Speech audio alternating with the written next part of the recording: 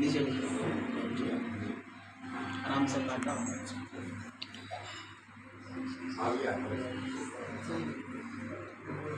भगवान को भी चंदन लगाएंगे। श्रीमन् महासत्यनारायण देवताभ्यो नमः। चंदनं प्रतिगृह्यताम् चंदनं समर्पयामि, दिव्य चंदनं समर्पयामि, हरिद्रादि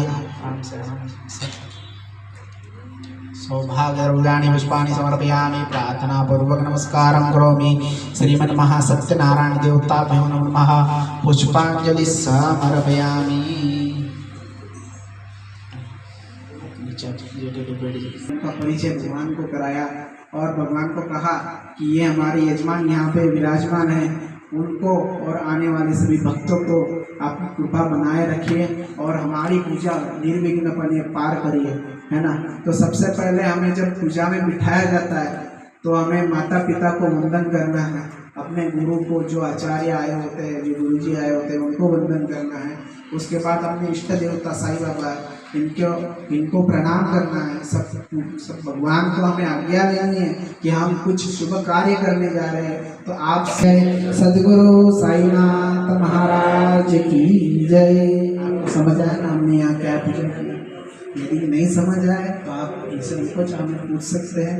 हम यहाँ पे आचार्य बन के आए। आपको यदि कुछ त्रुटि लगती है पूजा में, आप अवश्य हमें पूछ सकते हैं। अभी हम कथा को प्रारंभ करते हैं।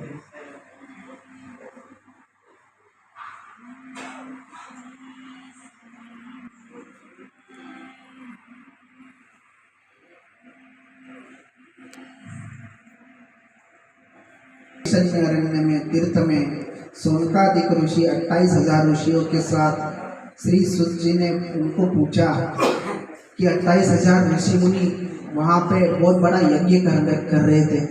उनको लोगों के कल्याण के लिए, लोगों का हित करने के लिए, अच्छा हित करने के लिए, सभी लोगों को कृपा प्राप्त भगवान की होने के लिए, भगवान की संपूर्ण कृपा प्राप्त होने के लिए 28,000 लोग, क्या 28,000 ऋषि मुनि क्या कर रहे थे? बहुत बड़ा यज्ञ कर रहे थे। तो वहीं पे एक ऋषि मुनि आए। ये जो नैमिषारण्य है, ये यूपी में स्थित है। आज भी वहाँ सत्यनारायण भगवान का काफ़ी बड़ा मंदिर है और आज भी उस अग्नि कुंड, जो हवन कुंड है, वो आज भी वहाँ स्थित है। तो वो नैमिषारण्य एक काफ़ी पुण्यकारी तीर्थ है।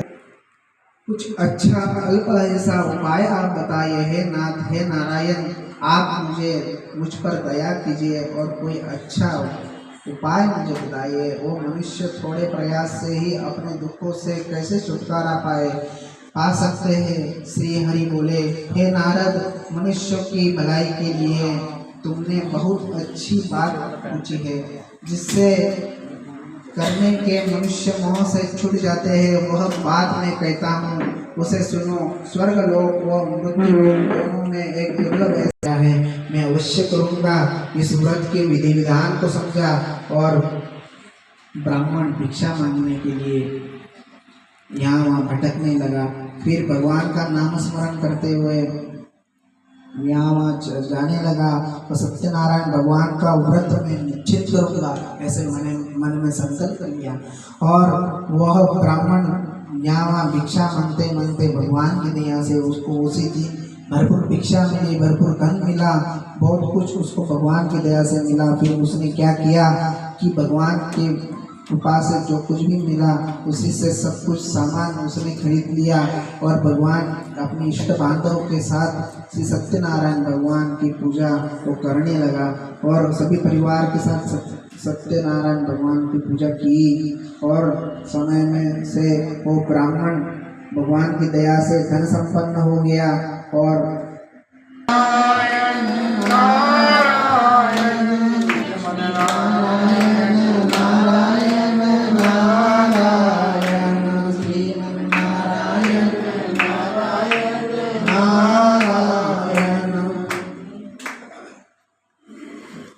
सत्यनारायण भगवान की जय। देखिए, उसने पहले उठते ही अपने राजदूतों को आज्ञा दी कि दोनों को अभी के अभी कारागार से मुक्ता करो। उनको भरपूर धान्य दिया और उनसे माफी मांगी कि भाई, तुम्हारे पुण्य कर्म के कारण ही प्रभु के तो अब कृपा से ही तुमको ये सब कुछ भुगतना पड़ा। पहले तुम घर जाओ और प्रभु के भक्ति भाव से पूजन करो और उनकी क्षमा प्रार्थना करो। ऐसे कहने के बाद वो दोनों साधु वाणी और उसका जमाता दोनों लक्ष्मी नारायण नारायण नारायण श्रीमन नारायण नारायण नारायण। सत्यनारायण भगवान की जय। देखो अध्याय 14। तभी से वो साधुवाणी भगवान की लीला को जान गया और भगवान के भक्ति को जान गया और तब से वो सत्यनारायण प्रभु का एक अच्छा भक्त स्थान है। तब उस रत्नसार नगरी में जाने के बाद, उस रत्नपुरी नगरी में जाने के बाद, अपने घर की ओर आने के बाद उसने एक दूत को घर पे आए और भगवान की पूजा करने लगे। भगवान की पूजा भक्ति भाव से करने लगे और प्रति पूर्णिमासी के दिन और संक्रांत काल में उस साधुवाणी के ओर से ही सत्यनारायण की पूजन होने लगा। सत्यनारायण भगवान का पूजा होने लगा और अंत काल में वो साधुवाणी सत्यनारायण भगवान का बहुत बड़ा भक्त कहलाया और अंत काल में भगवान के वैकुंठ धाम वो सुधार गया। हरिस्तुहरि श्री सत्यनारायण भगवान की जय। गोपाल कृष्ण भगवान की जय। सद्गुरु साईनाथ महाराज की जय। नारायण नारायण श्रीमन नारायण नारायण नारायण श्रीमन नारायण नारायण नारायण श्रीमन नारायण नारायण नारायण। सत्यनारायण भगवान की जय। अभी बहुत ही छोटी कथा रही है, हम छोटी अर्पण करना चाहिए। राजा को भी भगवान के प्रसाद का पुण्य फल मिलने का बर्तन मिलता।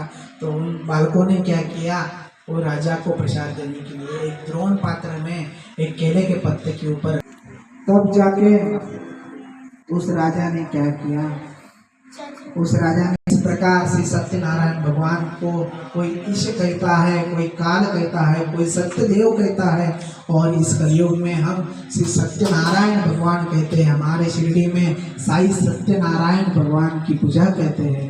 इस प्रकार सत्यनारायण भगवान की पूजा आपने बहुत ही भक्ति भाव से सुनी और मेरे टूटे फूटे शब्द को आपने ग्रहण किया, इसलिए आपका आभार व्यक्त करता हूँ। भगवान की कृपा आप सभी पे